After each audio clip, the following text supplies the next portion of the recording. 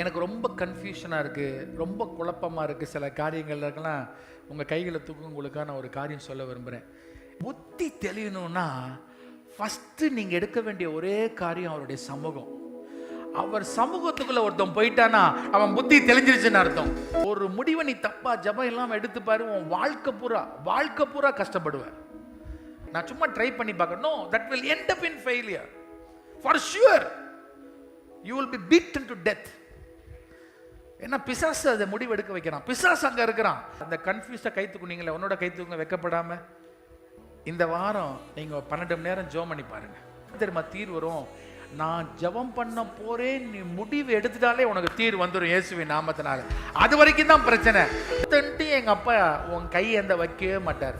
எங்க அப்பா கொடுத்துக்கிட்டே இருப்பார். உங்களை ஆசீர்வதிக்கவே அவர் ஆசீர்வதித்து உங்களை பெருக பண்ணுவார். ஹல்லேலூயா.